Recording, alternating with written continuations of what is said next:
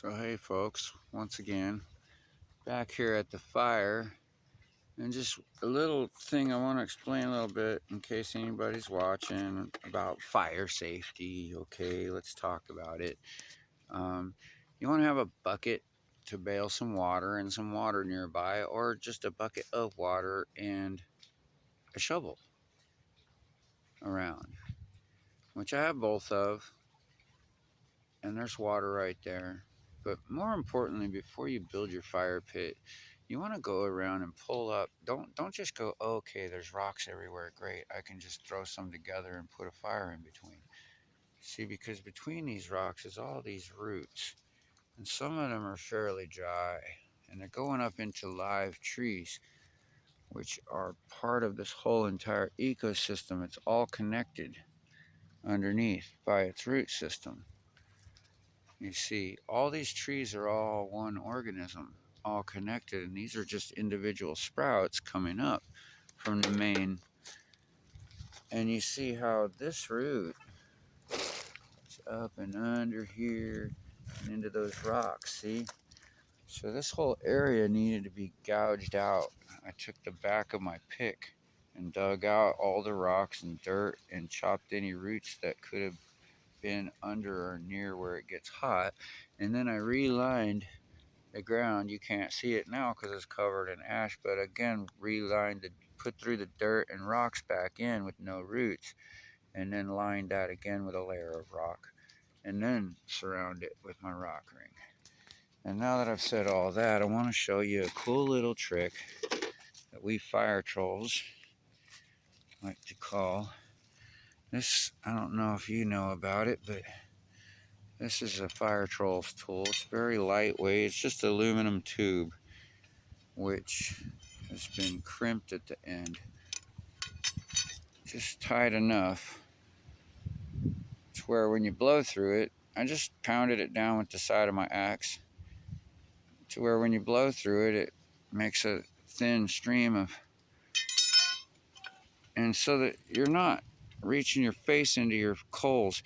You see, we got some red coals here and we want to get a fire going again.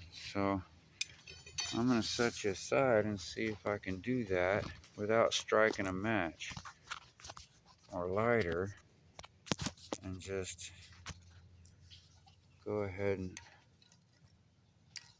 throw some kindling right onto the coals and give it some oxygen.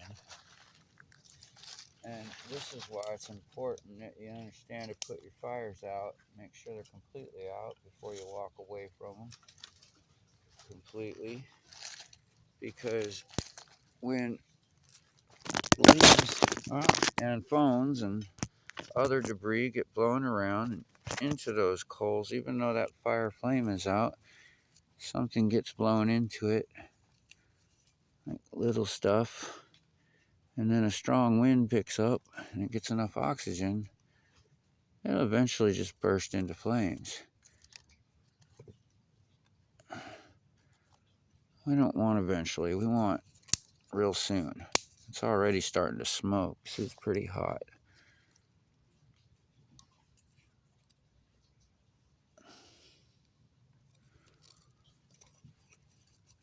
I want to show you this little fire trolls trick with the troll pole. This is the tool I call the troll pole. And we troll the fire. First, let me see if I can get this phone situated right. I'm having issues with my little cell phone. It doesn't want to cooperate. All right, let's try this again.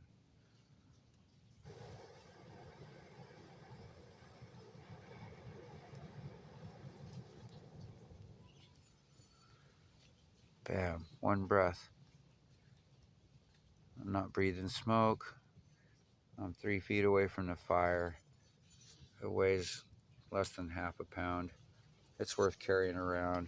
You can take an old aluminum tent pole or a hollow arrow shaft and just bend the end. It doesn't have to be this long. It just needs to be long enough where you don't have to stick your face in the fire and singe your eyebrows. And that's all I wanted to show you. Just a simple little trick to stoke your fire from a distance and without huffing smoke from the fire. Because when you're burning a lot of pine smoke and huffing the smoke, trying to get your fire lit, you can cause your lungs to bleed. So you get what's pine fever, what we call. So you don't want to be breathing that smoke all the time. This is mangrove, so you don't want to be breathing that either. You know, there's a lot of stuff here in Florida that could be poisonous to breathe the smoke from it. In fact, pretty much any fire. So anyway, you guys have a great day. I'm signing off.